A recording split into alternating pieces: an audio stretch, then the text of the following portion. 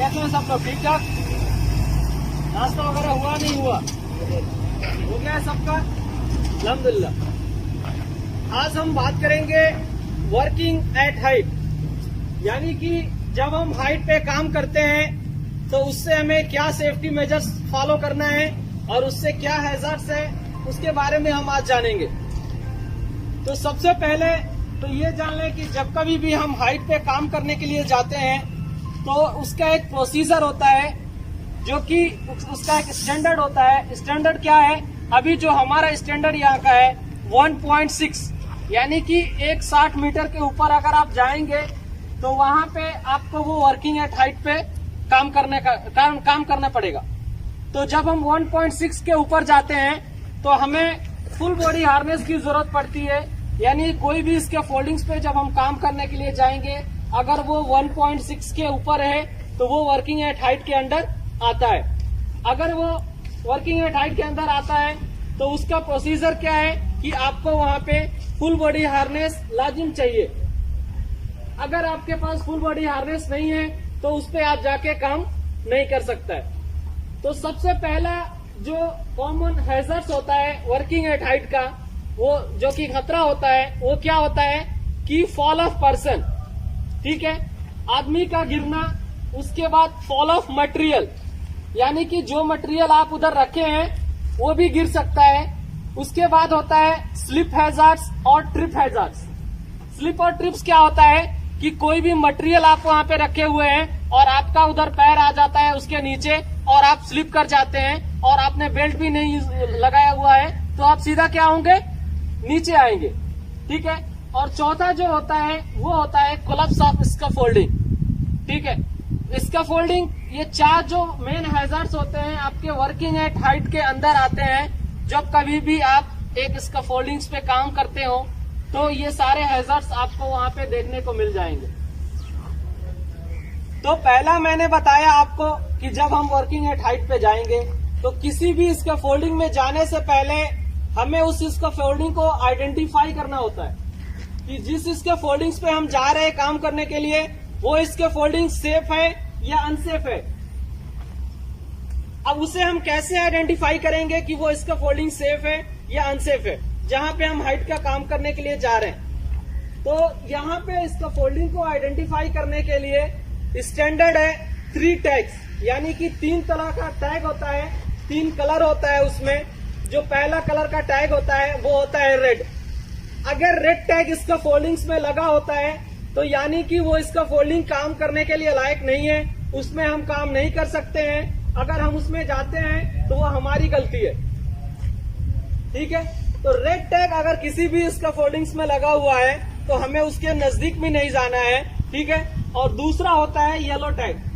Yellow tag किसके लिए होता है कि स्कैफोल्डिंग बन के रेडी है लेकिन अभी उसका इंस्पेक्शन होना बाकी है, उसका इंस्पेक्शन नहीं हुआ या फिर उसमें कुछ मेंटेनेंस करना है तो वहां पे हम येलो टैग का यूज करते हैं। और जो लास्ट आता है वो होता है आपका ग्रीन टैग।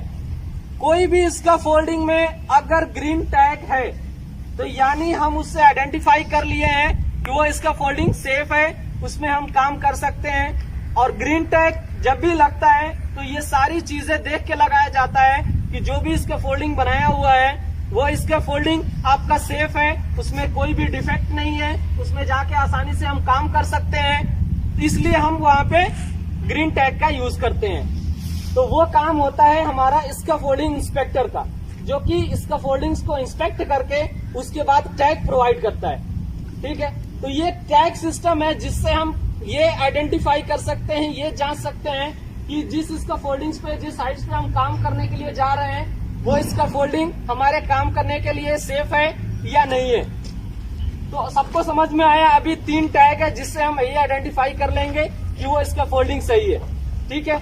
अभी आते हैं हैजर्ड्स। हैजर्ड्स जैसे कि मैंने आपको बताया, fall of person, fall of material, collapse of scaffolding, slip and trips hazards. तो ये सारे जो हैजर्ड्स हैं इससे कैसे बचना है हमको? तो सबसे पहले फॉल ऑफ पर्सन के लिए आपको क्या करना है कि फुल बॉडी हार्नेस का यूज करना है, ठीक है। अगर आप फुल बॉडी हार्नेस का यूज करते हैं प्रॉपर तरीके से तो आप गिरने का जो चांस है वो मैक्सिमम कम हो जाता है। ठीक है। उसके बाद आपका आता है slip and trip. Slip and trip कब होता है? जब वहां पे आप इसका फोल्डिंग्स के ऊपर तमाम तरह का मटेरियल फैला के रखे होंगे, जो कि मटेरियल आपको अरेंज करके नहीं रखे होंगे, और इसलिए आपको वहां पे स्लिप एंड ट्रिप्स का हैजर्ड का सामना करना पड़ सकता है। तो इससे बचने के लिए हम क्या कर सकते हैं कि हमें जितनी जरूरत है मटेरियल की उतना ही हम इसका फोल्डिंग्स के प्लेटफॉर्म पे रखें, बाकी का सारा मटेरियल ग्राउंड फ्लोर पे रखें। जब हमें जरूरत हो फिर उठा के लेके जाएं और अरेंजमेंट करके रखें। ऐसा कोई भी मटेरियल अगर आप स्प्रेड करके फैला के रखेंगे तो वो क्या होगा, फिर बाद में स्लिप एंड ट्रिप्स का हैजर्ड आपके सामने बना रहेगा। ठीक है। दूसरा, उसके बाद जो आपका हैजर्ड है वो होता है आपका कोलैप्स। इसका फोल्डिंग कोलैप्स कब होता है? जब आपका ग्राउंड लेवल्स नहीं होता है, इसका फोल्डिंग में कोई अंदर डिफेक्ट होता है। तो जैसे कि मैंने बताया, अगर कोई भी डिफेक्ट है तो वहां पे आपको रेड टैग मिल जाएगा। तो अगर रेड टैग मिलता है तो वहां पे फिर आपको काम नहीं करना है। और मोस्ट इम्पोर्टेंट थिंग्स ये है कि इसका फोल्डिंग पे कभी भी ओवरलोड मटेरियल आपको नहीं रखना है। अगर आप ओवरलोड मटेरियल रखते हैं तो भी इसका फोल्डिंग कोलैप्स होने का चांस 100% बढ़ जाता है। तो जब आप उससे वेट से ज्यादा मटेरियल उस पर रखेंगे तो जाहिर सी बात है वो उसको नीचे आना ही आना है। तो ये सारे उसके मेजर्स हैं जिसको आपको ध्यान में रखते हुए आपको करना है। अगर आप इस तरह से आप फॉलो अप करते हैं प्रोसीजर जो इसका है तो आप सेफ रहेंगे, अन्यथा आप खुद समझ सकते हैं कि हम सेफ हैं या अनसेफ हैं। बात समझ में आ रही है सबको? तो कभी भी इसका फोल्डिंग पे काम करने के लिए आप लोग जाओ तो ये सारी चीजें पहले चेक करो कि इसका फोल्डिंग जिस पे हम जा रहे हैं वो हाइट 1.6 के ऊपर अगर है तो उसमें टैग जो भी लगा हुआ है वो टैग किस टाइप का टैग है, येलो है, ग्रीन है या फिर रेड है। और ऊपर जाने से पहले अगर 1.6 के ऊपर है तो हमें हार्नेस की जरूरत है, तो अपना हार्नेस लेके पहन के नीचे से पहन के जाना है, ना कि ऊपर जाके पहनना है। ठीक है। कई लोगों की हैबिट होती है कि ऊपर चले जाएंगे, बाद में नीचे से बोलेंगे थोड़ा हार्नेस दे दो, मेरे को पहनना है ऊपर। ठीक है। तो ये जो प्रैक्टिस है ये प्रैक्टिस आप छोड़ दो, क्योंकि अगर खुदा ना खास्ता आप ऊपर गए और पता चला ऊपर एक मैनहोल है, ओपनिंग है, और उससे आप नीचे आ गए, बेल्ट तो आपने लगाया नहीं था, बेल्ट तो आपको सोचे कि हम ऊपर जाके लगाएंगे, तो इससे क्या होगा, आपका ही नुकसान है। इसलिए कभी भी जो हार्नेस है वो आपको नीचे से पहन के और अच्छे से आपको उस पे जाना है। और दूसरा चीज जो है, लेडर पे कभी भी चढ़ते समय आपका दोनों हाथ फ्री होना चाहिए। ऐसा नहीं कि एक हाथ में हम मटेरियल पकड़े हुए हैं और एक हाथ से लैडर पे हम चढ़ रहे हैं, तो उस दौरान आपको गिरने का 120% चांस है। क्योंकि जब आप एक पैर दूसरे पैर के ऊपर लेके जाते हैं स्टेप के, तो आपका हाथ जो है फ्री हो जाता है। एक फ्री हो जाता है क्योंकि एक हाथ में आपने मटेरियल पकड़ा हुआ है। अगर आपके हाथ फ्री ऑफ है तो वहां पे आपको सेफ रहेंगे और आप आसानी से उस पर चढ़ सकते हैं, कोई दिक्कत नहीं होगा। क्योंकि आप एक हाथ छोड़ेंगे तो एक हाथ से पकड़ेंगे, लेकिन जब आप आपके हाथ में एक मटेरियल रहेगा तो जब आप एक हाथ छोड़ेंगे तो दोनों हाथ आपका फ्री रहेगा और आप सीधा इसका लैडर्स पे खड़े रहेंगे।